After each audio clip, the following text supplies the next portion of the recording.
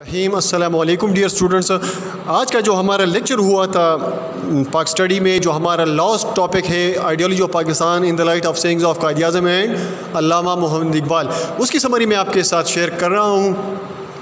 یہ بہت زیادہ امپورٹنٹ ٹاپک ہے کیونکہ اس ٹاپک میں جو ہے یہ ہمارا جو لانگ کویشچن نمبر 4 ہے وہ اسی ٹاپک پر بیسڈ ہے. تو اس ٹاپکس میں یہ جو اس کے لیے میں نے ٹاپکس کا ورڈ اس لیے استعمال کیا کہ یہاں پر دو ہیڈنگز ہے. یہاں پر ایک ہے علامہ اقبال اور دوسرا ہے قائد اعظم، یعنی دونوں نے اپنے اپنے انداز میں نظریہ پاکستان کی وضاحت کی ہے اور اس کو کس طرح سے انہوں نے عام لوگوں کے سامنے، عوام کے سامنے کلیئرلی ڈیفائن کیا، اس کا ذکر یہاں پر آج کرتے ہیں. سب سے پہلے تو ذکر آتا ہے تو علامہ اقبال سے شروع کرتے ہیں. دا پوئٹ آف ایسٹ ان کو کہا جاتا ہے، جس طرح شاعر مشرق، اور قائد اعظم کے لیے ورڈ استعمال ہوتا ہے دا فادر آف نیشن، یعنی بابا قوم.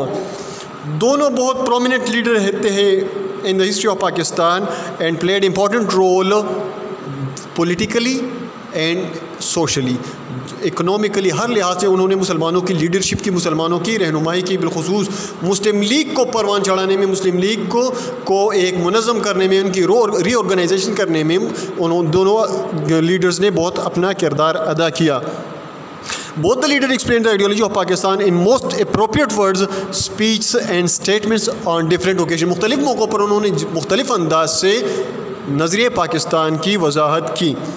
اچھا، علامہ Iqbal give the concept while Quaid Azam give it practical shape. یہ اکثر کہا جاتا ہے کہ علامہ اقبال نے کو مفکر پاکستان کہا جاتا ہے کیونکہ یہ پہلے وہ شخصیت ہے جنہوں نے مسلمانوں کے لیے نارتھ ویسٹرن انڈیا میں، نارتھ ورڈ یا اس کو یاد کر لیں، نارتھ ویسٹ انڈیا میں مسلمانوں کے لیے ایک الگ وطن کا قیام کا مطالبہ کیا.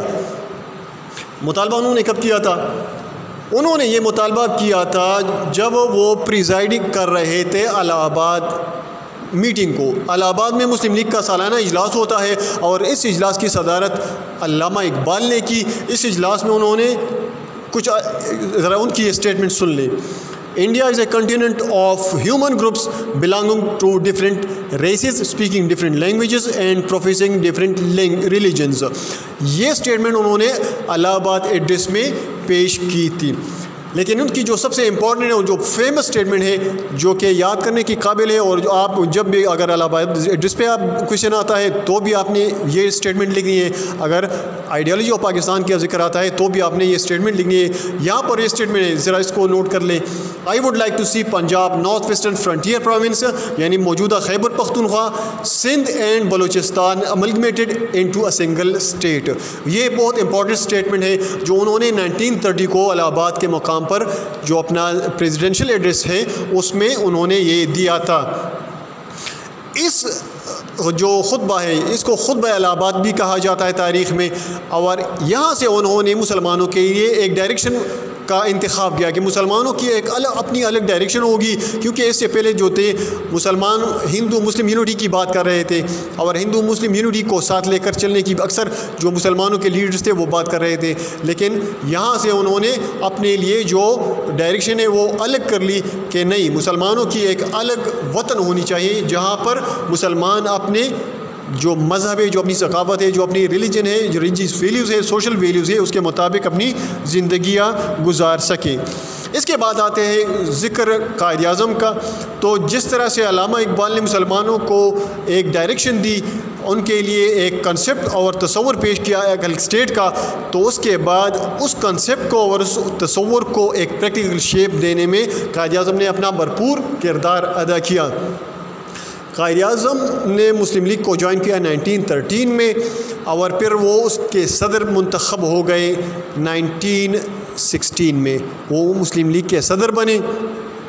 اس کے بعد پھر انہوں نے 1920 میں کانگریس کو چھوڑ دیا، اور 1916 میں ان کا سب سے بڑا کارنامہ تھا لکھنؤ پیکٹ، یعنی میثاق لکھنؤ، جو کہ انہوں نے ہندو اور مسلمانوں کو اکٹھا کرنے میں، ایک ساتھ کرنے میں بہت بڑا کردار ادا کیا. 1920 میں انہوں نے کانگریس کو چھوڑ دیا اور پھر وہ صرف مسلم لیگ کے رکن کی حیثیت سے کام کرتے رہے. 1929 میں قائد اعظم نے اپنے مشہور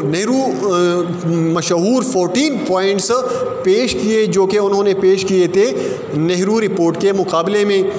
اس کے بعد پھر سال آتا ہے 1937 میں جو کہ انتخابات کا سال کہا جاتا ہے، اور اس سال میں مسلمانوں کو مسلم لیگ کو بری شکست کا سامنا کرنا پڑا۔ اس کے بعد انہوں نے قائد اعظم نے مسلم لیگ کی ری آرگنائزیشن کی، اور 1940 میں جو مسلم لیگ کا سالانہ اجلاس ہوا لاہور میں، جہاں پر قرارداد لاہور پیش کی گئی، اور اس قرارداد میں مسلمانوں کے لیے ایک الگ وطن کا مطالبہ پیش کیا گیا۔